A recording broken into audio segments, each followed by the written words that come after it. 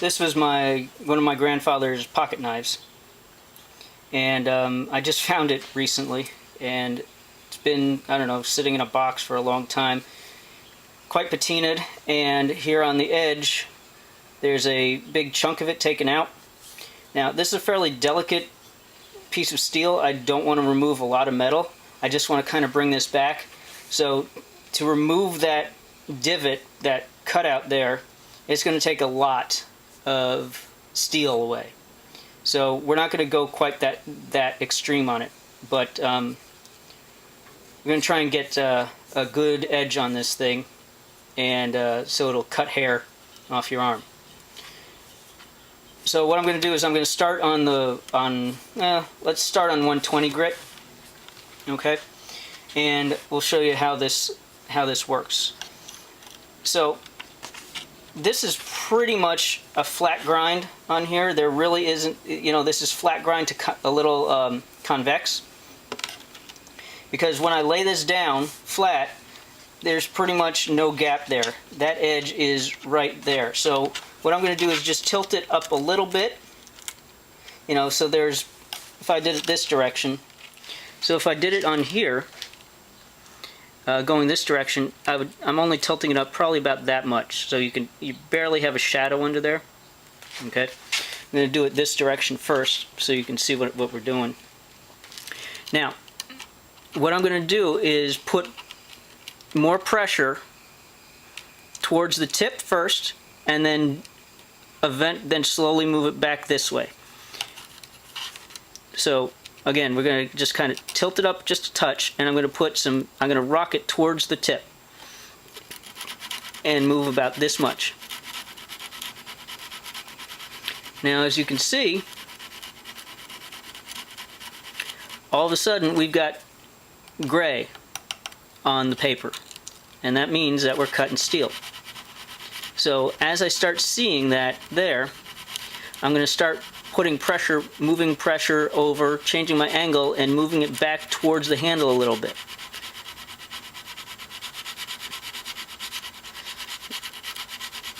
And I keep moving. As soon as I start seeing gray, that means it's being cut. So I'm moving it back farther and farther and farther towards the handle. And as you'll see here in just a moment, so now I'm getting steel cut off all the way back to here. I'm going to put a little more pressure back towards here, maybe move my finger on top.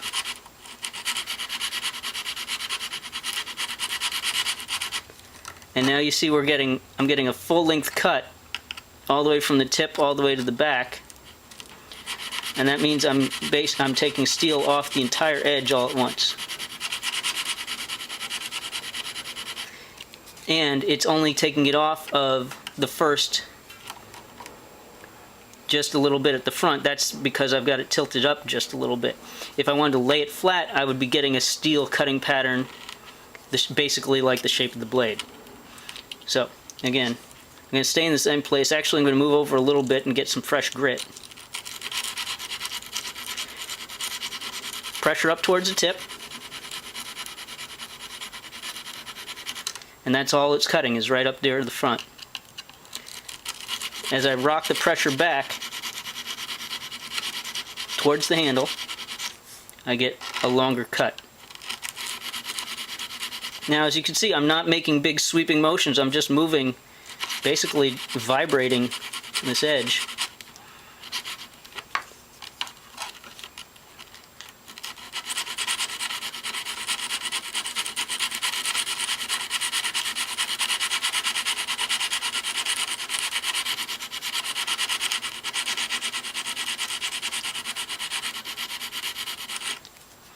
Okay, now let's take a look at what we've done as far as cutting our bevel. And we can see it better when the light reflects off of it, that we've still got a lot of nicks, but we're basically getting a consistent scratch pattern all the way along the edge. At this point, it's time to flip it over and do the same thing going the other direction. So I'm even going to use the same hand. I'm going to do it right here and tilt it up a little bit and go up towards the top, towards the tip.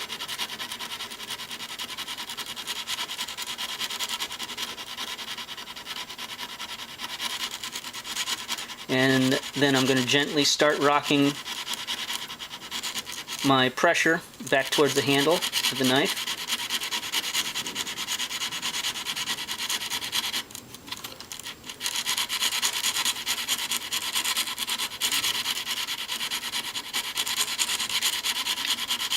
In this instance, because we're using paper, I'm pretty much going back and forth. I'm not cutting into the paper because that would actually cut into the paper. It's not a stone where it's impervious to being cut, so I'm just going to stay going this direction.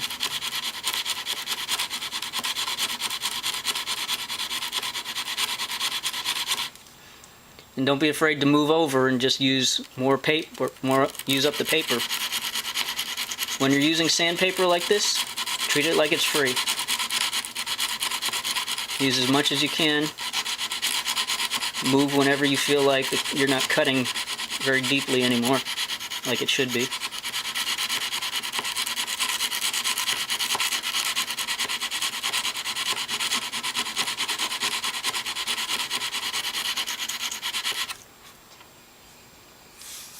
Alright, so what you can see on this side is compared to on this side. On this side I was laying the knife a little flatter because more of it got cut all the way back. This one I was probably tilting it up a little higher and just the edge started getting worked. Really didn't get much of the bevel, so that means I just need to flatten my hand out a little bit.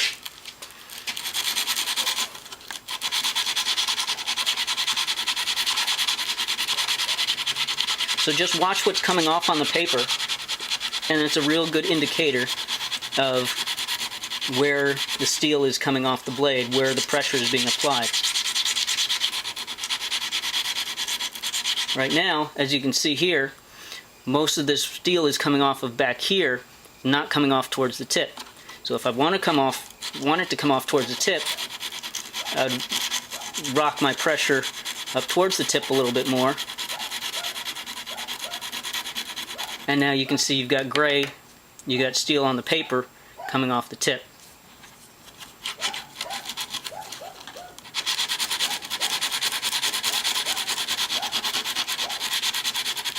We're not using any guides, any honing guides, any expensive items or pieces here. It's just hand pressure, observing what's going on, taking it slowly and gently, and working methodically.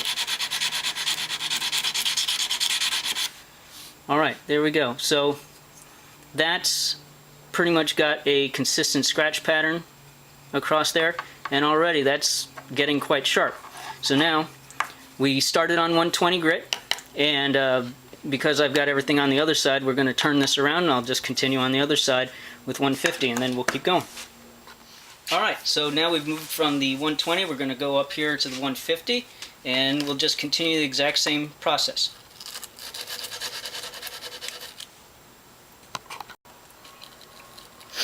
Just tilt that bevel up a little bit, and start with the pressure near the front, take off some steel near the tip,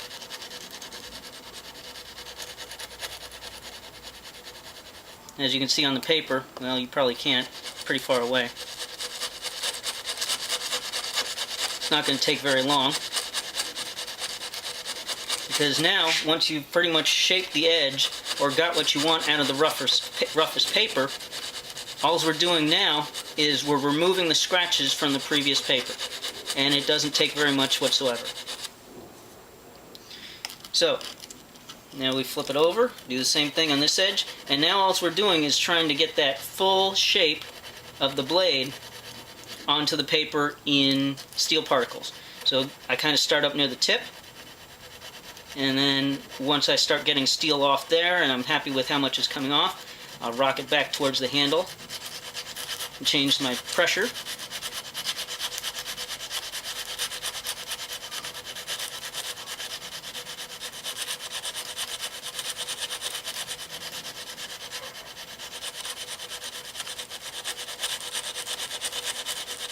Alright, now we're just going through it, and what I would suggest is between every single grit that you use, just clean it off so you don't contaminate the next sheet with grit particles from the previous sheet. and we're up to 180.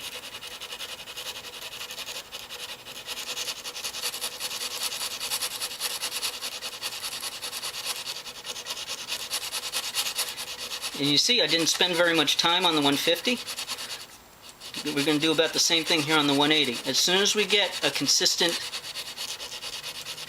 amount of steel coming off onto that paper all the way across the edge, or bevel, we're done with that side. We flip it over, we do the same thing.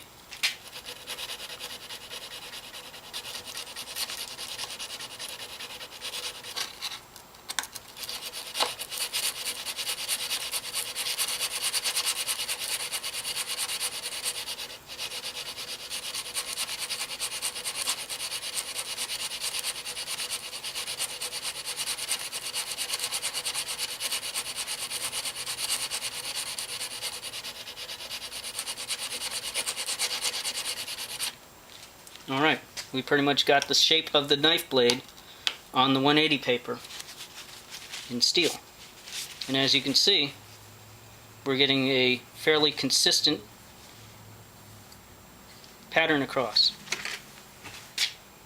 Okay, so now to 220. Alright, we're moving along to 220. So again, same process. You're going to tilt it down, give it the same angle, and start with the pressure towards the tip until you see a consistent steel pattern coming off, and then slowly start rocking our pressure back towards the handle. See, now I'm only got the first 2/3 of the blade, so that means we move the pressure back towards the handle a little bit and get consistent steel coming off the blade.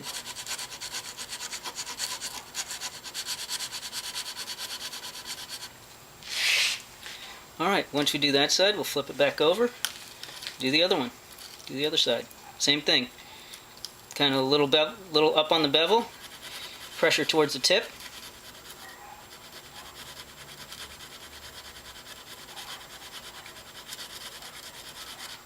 Start rocking it back a little bit. When I say back, I mean towards the handle, not changing the angle, not changing this angle, but changing where my pressure's over here towards my finger instead of out towards the tip. Fairly easy to feel. Once you do this a few times, it becomes very natural.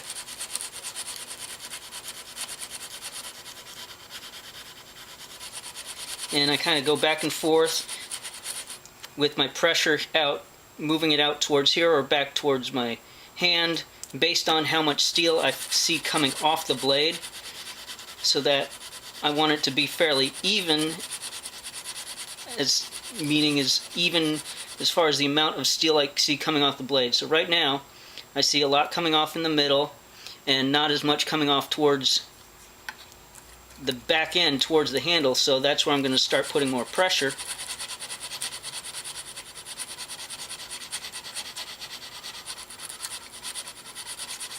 And now you see I have fairly even amount of steel that came off the entire thing. Entire blade length. Alright, so that was 220. So now, again, we clean the blade off between grits so as not to contaminate the next one over. And now we're going to work on 320.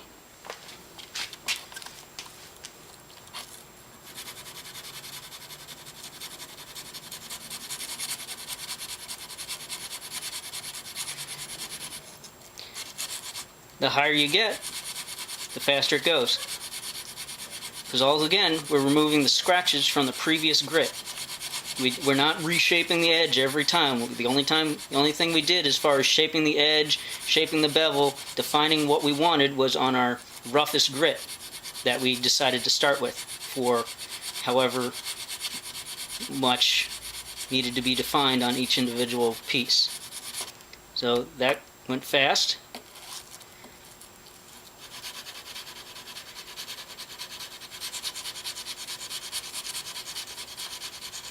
Now see, I just put my pressure out here near the tip, and that's all the place that the steel is coming off of. As I move it back towards the handle,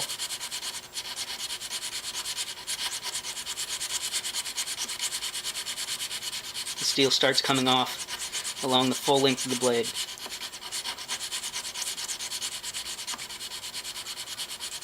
And there we go.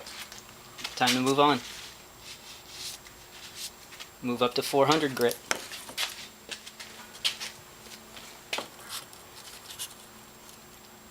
Little tilt, pressure out towards the tip, start moving.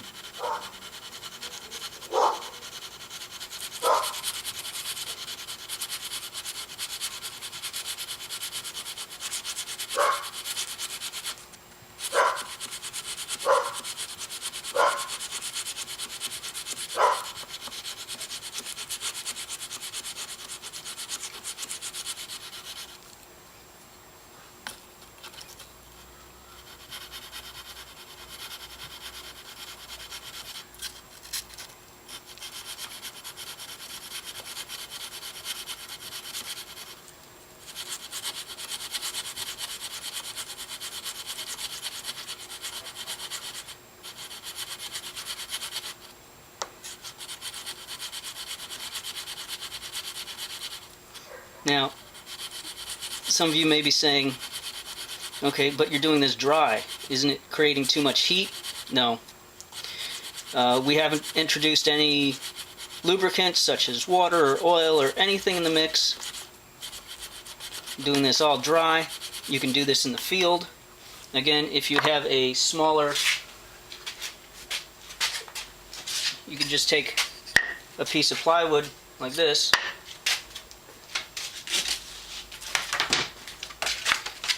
and a quarter sheet of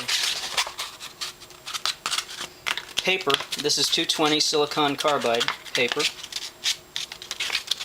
And when you fold it to tear it, fold it towards the backing. Makes it easier.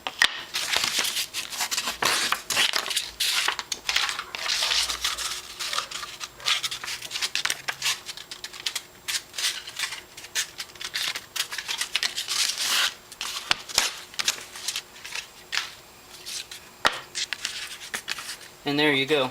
You can sharpen directly on that. You don't even need to tape it down or use spray adhesive.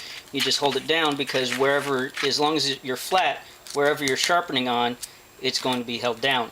You know, just hold it with your fingers. You carry a stack of papers all the way from whatever grits you want, 150 up through your polishing papers, and that makes a good portable little system, just a piece of plywood. Okay, so we're done with 400. We're going to move on to 600 now. With 600, we start getting into our silicon carbide papers. Silicon carbide papers are waterproof, so we could actually use this in a wet sanding environment if we wanted. And if we were going to do that, I would be more inclined to use something like this, which is just a piece of granite. We went to a granite countertop yard. This was just sort of sitting there in the yard, just already cut into this shape, and I offered the guy $20 for it, and since I didn't need him to cut it or polish the edges or anything like that, he just gave it to me for like $20. So with this you can use papers on and do it wet. Now the nice thing about it being wet, here I got some water over here.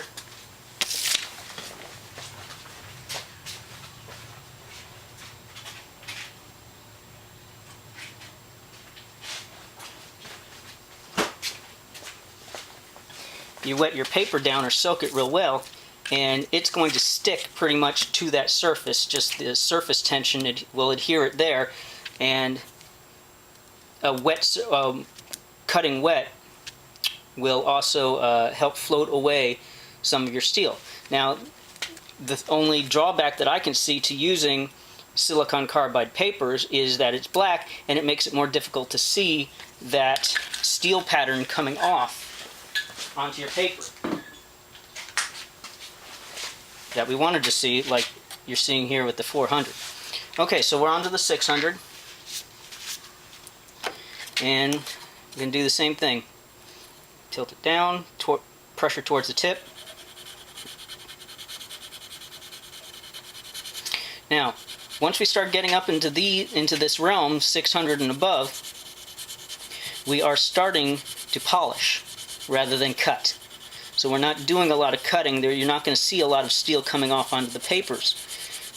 You're just pretty much polishing. So now you're just kind of defining, you're using the feel that you generated for this specific blade and this specific knife all the way through. You're just copying and using the same feel and technique to do these up here. So yes, I do have a consistent pattern there. And flip it over and do the same thing.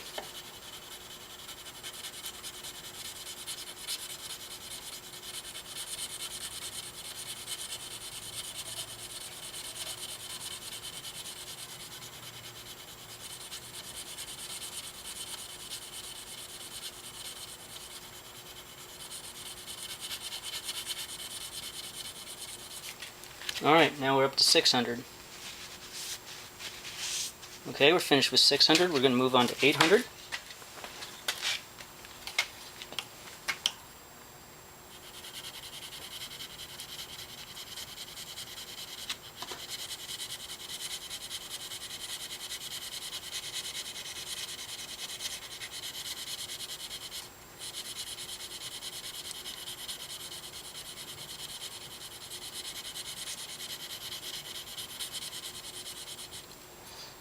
Done with one side.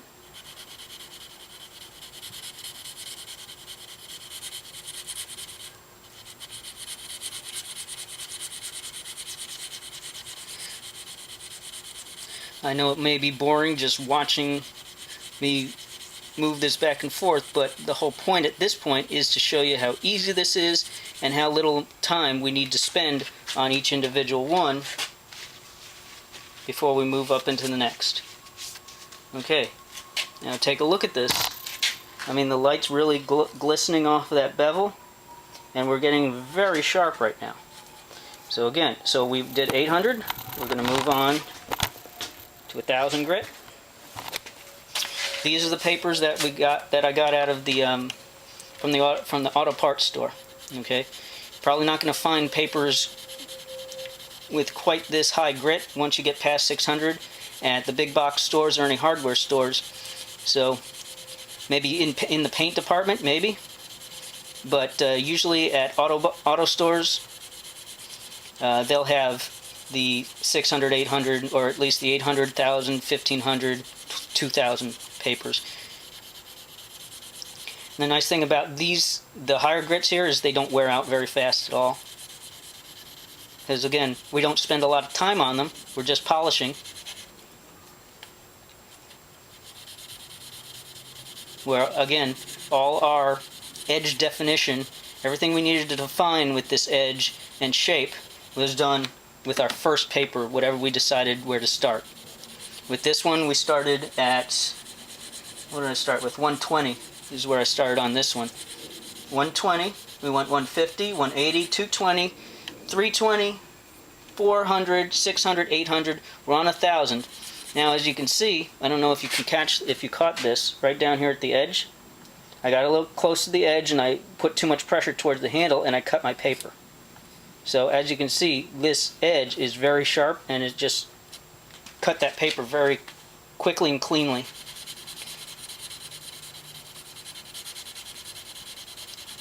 Which means I just need to go back and forth instead of towards the edge. Now, also what's happening now is that we're getting a powdery buildup right near the edge. That tells me that I'm holding the bevel just right, and that it's time to move on to the next one. We're going to move on to 1500 grit.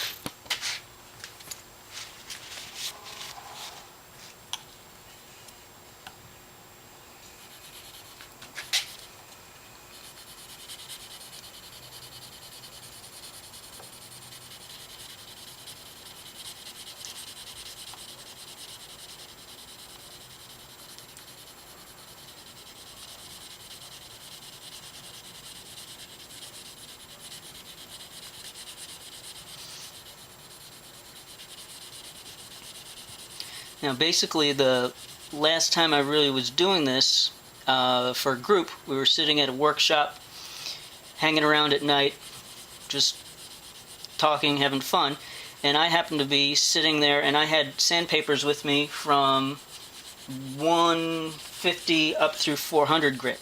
That's all I had with me. And I was sharpening people's knives from around the room, and they were getting to be hair-splitting sharp with just 400 grit. So what we're doing above that, 600 through 2000, is we're in our polishing stages. And we're putting that final razor edge on it. I'm going to turn a little bit so you can see more of what's going on here.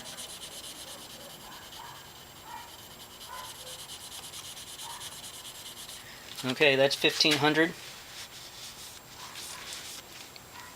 That edge is really starting to shine. And now we're going to do our final polish on 2000 grit.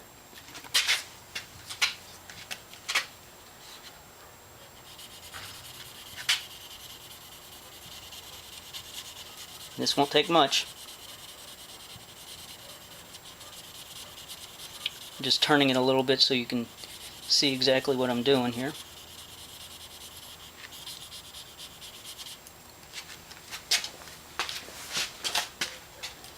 I'm going to do this side.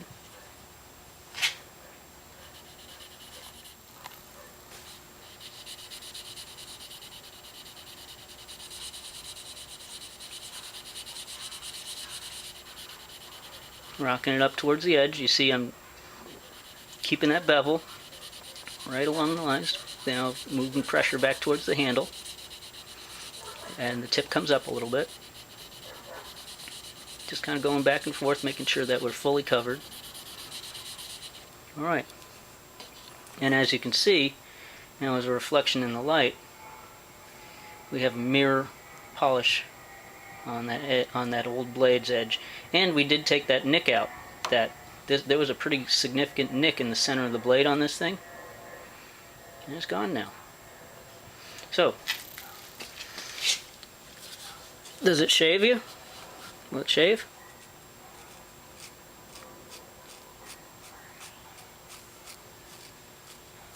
I'd say it does. There you go.